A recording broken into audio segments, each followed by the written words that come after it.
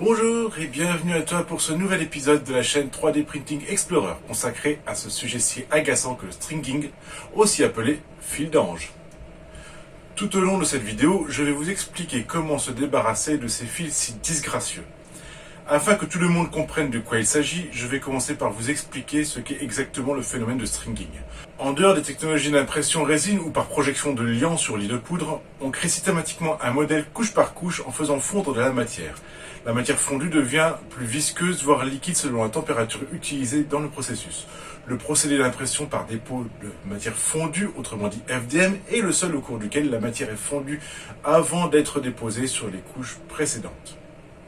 Du coup, comme la matière est visqueuse et non pas totalement liquide ou solide, elle a tendance à s'étirer sous forme de fins filaments avant de refroidir, à la manière d'un gruyère dans un plat de pâte encore chaude. Ce phénomène est d'autant plus gênant qu'il apparaît lorsque la tête d'impression survole une zone de vide en se déplaçant d'un point d'impression au suivant. En plus d'être particulièrement moche, cela occasionne beaucoup de travail lors de la phase de post-traitement. Heureusement pour nous, il existe plusieurs techniques pour compenser ce phénomène et y remédier. C'est ce que nous allons voir maintenant. Avant de rentrer dans le vif du sujet, je t'invite à me laisser un pouce en l'air à la fin de cette vidéo si elle t'a plu et à t'abonner à ma chaîne sans oublier d'activer la petite cloche pour ne rien manquer des prochains épisodes. Alors, pour commencer, vous allez peut-être dire que j'abuse, mais je vous recommande fortement de réaliser les conseils qui vont suivre avec une bobine de filament neuve. Surtout s'il s'agit de PLA ou pire encore, pour du polyamide. En effet, il faut savoir que le plastique conditionné sous forme de filament attire l'humidité. Dans le cas du PLA, cette humidité a un impact négatif sur la structure même de la molécule de PLA au point d'en modifier ses propriétés. Même sur une imprimante parfaitement réglée avec des paramètres d'impression adaptés à la matière et à la marque du matériau, des fils d'ange peuvent apparaître et l'état de surface peut s'avérer moins bon qu'avec un matériau fraîchement déballé. Autre point à ne pas négliger, la qualité d'origine des matériaux que vous achetez. Tout comme les aliments que l'on achète au supermarché, il existe différentes qualités de fabrication de filaments pour l'impression 3D. Je ne vais pas détailler ce sujet ici car il pourrait faire l'objet d'une vidéo à lui tout seul. Il faut tout simplement avoir en tête que certains matériaux ou certaines marques ne pourront simplement jamais être imprimés avec une qualité acceptable, ou ne pourront même jamais être imprimés du tout dans le pire des cas. Choisir une marque reconnue vous garantira une qualité optimale, constante d'une bobine à l'autre. Pour ma part, actuellement, je privilégie les marques telles que Neofil 3D, Polymaker ou encore Dagoma. Dans mon cas, j'ai déjà pas mal de filaments qui sont paramétrés dans les marques que je vous citais précédemment. Donc je ne vais pas forcément dérégler mes profils d'impression pour faire ce type de démonstration. Parce que je trouve que déjà ça n'aurait pas de sens vu que je connaîtrais un peu les valeurs à l'avance. Et ça fausserait un peu ce didacticiel dans lequel j'essaie de vous montrer comment arriver à un résultat, donc autant que ça aille la vraie jusqu'au bout. Du coup, je vais utiliser une marque qui est quand même assez connue, mais que personnellement je n'ai jamais testé, qui s'appelle Gitech, qui est un filament chinois, d'une couleur que l'on a un peu l'habitude de rencontrer, puisqu'il s'agit d'un gris argent. Voilà, je trouvais que la couleur était plutôt sympa, peut-être encore plus réaliste, mais ça on va le voir vraiment au niveau de l'impression. Donc je vais commencer par monter la bobine sur l'imprimante et on se retrouve tout de suite après pour la première impression. Dans cette vidéo, je vais utiliser le logiciel Cura de Ultimaker, car je souhaite vous montrer une fonctionnalité bien particulière que je n'ai encore jamais trouvée dans les autres slicers. Je ne prétends pas qu'elle n'existe pas, mais n'ayant pas eu besoin d'y recourir par la suite, je ne l'ai pas cherché. Par ailleurs, je suppose que vous êtes nombreux à utiliser Cura. Sinon, si votre imprimante vous le permet, il est préférable d'éviter le logiciel Cura. Attention, je ne prétends pas que Cura est un mauvais logiciel. Cura est un slicer qui innove beaucoup et son interface est très ergonomique. Toutefois, lorsque l'on n'a pas l'habitude de l'utiliser, les automatismes de Cura peuvent rapidement vous dérouter. C'est un fait, paramétrer une impression correcte sur Cura vous demandera beaucoup plus d'efforts qu'avec d'autres programmes de tranchage. Allez, maintenant, on va commencer par parler du premier cas, à savoir la pièce monobloc. Dans un premier temps, nous allons analyser le cas d'un objet qui s'imprime en un seul bloc, mais comportant des vides. Prenons par exemple ce vase. Avec les paramètres par défaut de la plupart des trancheurs, la tête d'impression survolera les vides de la pièce vers un autre point pour démarrer une nouvelle couche. Alors, que pouvons-nous faire ? La solution la plus simple et la plus rapide et d'utiliser le mode de contournement. Dans ce type de situation, il serait intéressant de faire en sorte que la tête d'impression reste au-dessus de la pièce. Cela oblige à faire des détours en parcourant la pièce plutôt que de passer d'un point à l'autre en ligne droite, évitant ainsi la formation de fils. La contrepartie est que l'impression nécessitera un peu plus de temps puisque la tête doit faire des détours et parcourir toute la pièce pour aller jusqu'au point suivant. Alors, par défaut, cette option n'apparaît pas. Donc, pour l'activer, il faut que vous alliez dans la petite roue dentée, là juste au-dessus, qui apparaît lorsque vous passez la souris, et vous allez chercher la section Travel directement ici. Et vous allez la retrouver ici, Combing Mode. Donc il suffit de la cocher pour qu'ensuite elle apparaisse dans les options. Et vous fermez. Afin de bien comprendre quelle différence cela va apporter dans le trajet que va réaliser l'imprimante lors de l'impression, je vais vous montrer comment cela se passe dans une vue en tranche. Voilà, donc là j'ai désactivé le mode détour, en fait, le Combing Mode, et je vais découper la pièce. Voilà, je vais aller dans le mode Preview, et ici je vais aller en haut de l'écran, aller activer les trajets, c'est-à-dire les trajets que fait l'imprimante sans forcément imprimer. Et donc là on voit des petits traits bleus apparaître.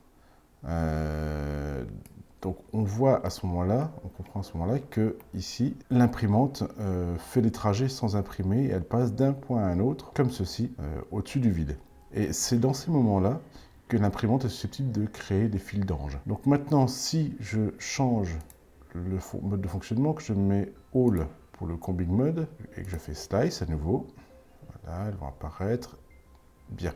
Ici, on voit que les fameux trajets au-dessus de la partie non imprimée n'apparaissent plus. Donc en fait, là, à chaque fois, l'imprimante va passer sur toute la partie imprimée pour passer d'un endroit à un autre et elle ne va jamais couper en travers. Mais ici, on voit bien, il n'y a plus ces traits bleus. Maintenant, on va regarder dans une petite vidéo ce que ça donne en vrai. Voici ce que cela donne une fois l'impression lancée. Maintenant que nous avons vu le cas le plus simple, attaquons-nous au plat de résistance avec le cas qui demandera le plus d'essais et de temps. Pour réaliser cette mise au point, je choisis un modèle simple que l'on peut trouver facilement sur les banques de fichiers STL tels que Cult 3D ou Thingiverse. Je vous propose par exemple d'utiliser ce modèle de test à 4 points. Je vous mets l'adresse directement dans la description de la vidéo si vous voulez le retrouver. Ouvrir le slicer de votre choix. Pour ma part, comme j'ai commencé avec Cura, je vais continuer sur ce logiciel pour la suite de cette vidéo. Ici, le mode de contournement ne nous a plus d'aucune utilité. Nous allons donc passer à d'autres paramètres. Il faut partir sur des réglages de base que nous ajusterons par la suite. Je vous recommande d'utiliser des recommandations du fabricant du filament que vous souhaitez utiliser.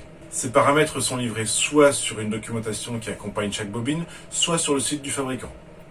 Dans le cas de Polymaker, vous les trouverez sur le site du fabricant, mais chaque bobine est également accompagnée d'un petit livret listant les paramètres généraux recommandés. Voilà, la première impression test de ce nouveau filament Gitech est terminée. On peut la voir ici.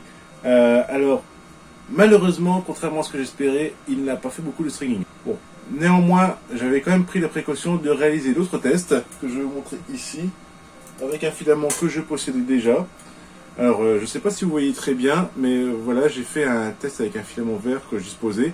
Alors, ce que je vais faire du coup, c'est que pour la suite de la vidéo, je vais utiliser non pas le filament argent de Gitech, mais plutôt mon filament vert, qui sera plus parlant. Donc, comme évoqué, on va aller régler la température utilisée. Et donc là, je vois que j'ai des fils d'ange qui se forment sur mon filament vert. Donc, ce que je vais faire, c'est en premier lieu essayer de baisser la température de 5 degrés. J'étais sur une température de 205 degrés. Maintenant, je vais tenter avec une température de 200 degrés. Voilà. J'ajoute mon modèle. Voilà, il n'y a rien de plus à faire, hein. J'ai réglé la température. Maintenant, j'ai juste à lui demander de découper l'objet. Et on se retrouve pour la prochaine impression. Alors voilà, la deuxième impression de mon test est terminée à une température de 200 degrés. C'est bien sûr le seul paramètre que j'ai modifié, comme je vous l'ai montré précédemment. lors de la préparation de l'impression avec Cura. Là, on voit que, comparé à la première impression qui se trouve juste à gauche, à 205 degrés, là, on a une disparition presque totale des fils d'ange. Il en reste juste un petit là. Alors, vous voyez peut-être pas très bien avec la vidéo, mais il en reste un tout petit là-haut sur les pointes, et encore que devant, hein, il y en a ni là, ni à cet endroit-là. Donc c'est peut-être pas vraiment significatif. Néanmoins, vrai que quand on arrive sur une petite surface comme ça, on peut avoir ce genre de phénomène de fil d'ange parce que on est vraiment sur une toute petite surface. Donc la tête d'impression doit envoyer un petit peu de filament. Vraiment un tout petit peu et n'a pas vraiment le temps d'en étaler beaucoup avant de repartir ailleurs. Là, on n'a pas encore joué sur la rétractation et c'est donc l'étape qu'on va voir juste après. Lors de ce premier essai, on peut déjà voir si les fils d'ange apparaissent ou pas. Si les fils d'ange apparaissent, on va commencer par modifier la température en l'abaissant de 5 degrés et on lance une nouvelle impression. Il faut répéter ce processus par tranche de 5 degrés et observer le résultat à chaque fois. Attention toutefois à ne pas descendre au-dessous de 195 degrés, sinon le filament risque de se bloquer dans la buse. Pensez à noter sous chaque impression quelle température vous avez utilisée. Si la température n'a pas entièrement solutionné le problème, réglez vos paramètres d'impression à la température qui a produit les fils d'ange les plus fins et les plus courts. Le problème de stringing n'étant pas totalement résolu à ce stade, nous allons nous attaquer à la rétractation. Je tiens à préciser ici qu'il est possible de trouver de nombreuses valeurs de moins de 1 mm à plus de 6 ou 8. Attention, car la distance finale variera dans tous les cas en fonction de votre imprimante et du matériau imprimé. Une règle à noter cependant est qu'à un matériau égal, la distance sera différente selon que le fil est de diamètre 1,75 ou 2,85 mm. Là encore, si la rétractation est trop importante, le filament va finir par gonfler dans le print core et se bloquer. Donc, comme pour la température, on va modifier la distance de rétractation par pas de 0,2 mm et lancer les impressions de test jusqu'à obtenir des fils les plus fins et les plus courts. Je vous recommande cependant de ne pas dépasser 4 mm de rétractation pour un filament de 1,75 mm et 8-9 mm pour un filament de 2,95 mm de diamètre. Comme précédemment, on va aller dans la petite roue dentée. Alors là, ce qu'on peut faire, c'est soit on cherche comme tout à l'heure, soit on peut taper directement le mot en anglais rétraction. Si vous l'avez en français, ça peut être rétractation. Et là, dans Travel, voilà, on va trouver directement Enable rétractation, rétractation distance et pourquoi pas la vitesse. Alors la vitesse pour moi, elle a assez peu d'importance, hein, mais bon, on peut mettre les deux. Hop, je ferme. Ici, je vois que par défaut, j'ai une distance de rétractation de 0,8. Je peux la mettre à, mettons, 1 mm. Pourquoi pas. Voilà, et on va voir ce que ça donne. Petite astuce, ces tests ne sont pas très consommateurs de filaments, mais ils sont assez longs à réaliser. Si en cours d'impression, vous constatez que les fils d'ange se forment, il est tout à fait possible d'arrêter l'impression avant la fin. Lorsque j'imprime des tests, si j'ai des difficultés à trouver quels paramètres ajuster, et que je suis un peu perdu, un truc que j'aime bien faire, c'est me mettre à côté de la machine pour regarder, observer un peu son comportement, étape par étape, et voir à quel moment se forme tel ou tel défaut. Si je vois qu'il y a une petite boule qui se forme à la fin, si je vois que c'est vraiment uniquement au déplacement que l'état de surface de l'endroit où qu'elle vient de quitter est parfait. Voilà, toutes ces petites choses-là, écoutez, voir si elle fait par exemple une chose en deux fois, par exemple, est-ce qu'elle s'arrête, on la voit qu'elle rétracte et ensuite qu'elle se déplace, ou est-ce qu'elle fait tout d'un coup. Et toutes ces petites choses-là, ça va m'aider à trouver les bons paramètres à ajuster pour améliorer mon impression. Un autre paramètre qui impacte fortement l'apparition du stringing et dont on ne parle jamais est l'arrêt de l'extrusion avant la fin d'impression de la couche. Ce paramètre permet de réduire la pression dans la buse avant que la tête ne se déplace vers un autre endroit. Pour bien comprendre de quoi il s'agit, prenons un pistolet à joint et une cartouche de joint acrylique. Si je presse le joint pour le faire sortir tout le long du chemin d'extrusion et que j'arrête de pousser uniquement lorsque je stoppe mon déplacement, on voit qu'une fois arrêté, la matière continue à sortir et lorsque je déplace ma buse, un fil d'ange se forme. Si maintenant je refais la même expérience, mais que j'arrête de pousser à une certaine distance avant d'arrêter mon déplacement, je n'ai plus cette boule de matière qui se forme avant que ma buse ne se déplace. Sur l'imprimante, c'est le même principe. Il est possible d'indiquer une certaine distance avant la fin de chaque couche, à partir de laquelle l'extrudeur ne pousse plus le filament dans la buse, permettant ainsi de relâcher l'impression et d'éviter que celui-ci ne continue à sortir lorsque la tête d'impression ne se déplace d'un point à un autre de la pièce. Pour cette dernière partie, nous allons regarder sous Cura comment faire en sorte que le reste du flot de filament puisse s'écouler de la buse avant de stopper la couche et éviter la formation d'un petit pâté à la fin de chacune d'entre elles. Pour ça, il va falloir retourner encore une fois dans les paramètres de Cura, puisque là on parle d'une fonction expérimentale, mais qui fonctionne très bien. Donc on va aller dans la roue dentée directement, et là on va chercher Enable Costing. Alors le principe de roue libre, c'est que l'imprimante à la fin de la couche va arrêter d'envoyer du filament et va servir uniquement de ce qui reste dans la buse pour la laisser s'écouler sur la fin du trajet. Donc voilà, là je vais aller cocher Enable Costing. Et une fois que je suis là, voilà, j'ai un volume par défaut qui s'affiche. Alors, je ne connais pas la valeur tout de suite. Et comme mon paramètre n'était pas activé avant, bien sûr, je vais d'abord faire un essai pour voir ce que ça donne avant d'augmenter cette valeur progressivement. C'est l'heure maintenant du bonus. Dans le cas du filament que j'utilise pour la démo de cette vidéo, je me suis rendu compte que je n'étais pas venu à bout de mon problème de fil d'ange parce que simplement la température avait bien réglé le problème, mais la partie rétractation n'avait pas eu vraiment d'effet. Et du coup, comme mon problème se situait plutôt sur les parties hautes de mon impression, clairement par expérience, je me doute que agir sur la partie roue libre ne va pas avoir beaucoup d'impact parce qu'il y a vraiment trop peu de surface pour que la roue libre puisse se faire, puisqu'en fait la tête d'impression va commencer à peine à extruder et qu'elle va devoir arrêter. Donc le risque, c'est même plus que j'ai des trous dans l'impression, des sous-extrusions, plutôt que de régler mon problème de fil d'ange. Donc là, par expérience, je me suis dit, ok, donc j'ai des fils d'ange sur la partie devant. Par contre, j'en ai ni à cet endroit-là au même niveau, ni ici, ni ici.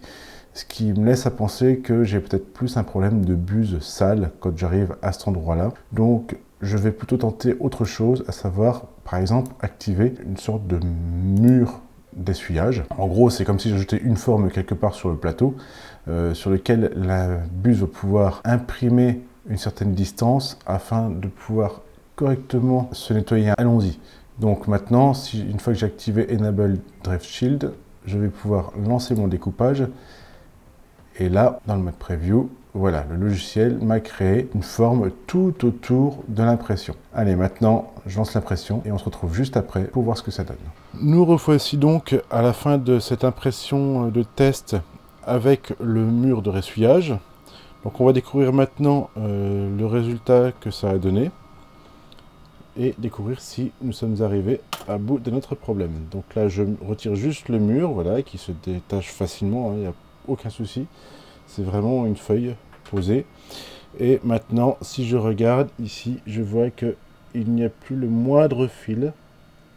Et là, c'est vraiment une bonne nouvelle parce que ça veut dire que, pour ma part, je suis vraiment arrivé à bout de mon problème de fil d'ange. Je n'en ai plus aucun du tout.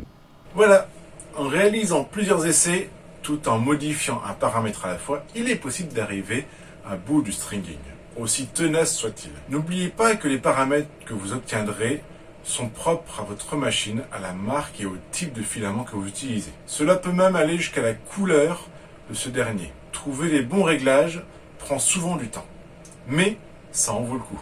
Et n'ayez pas peur d'utiliser du filament, car ces tests en consomment finalement assez peu. Par ailleurs, notez que sur certains filaments, certains types de matières plutôt, il sera difficile, voire impossible d'éviter le stringing. Alors pour le PLA, normalement, sur une bonne marque de filament, vous n'aurez jamais de problème pour vous débarrasser du stringing. Par contre, pour ce qui est de certains filaments comme le TPU ou alors des autres filaments flexibles, là, généralement, il y en a toujours un peu parce que c'est dû à la nature flexible, justement, de la matière en question. Lors de la prochaine vidéo, je vous expliquerai comment optimiser l'utilisation des supports d'impression. Voilà, cette vidéo touche à sa fin. Je vous remercie de l'avoir regardée.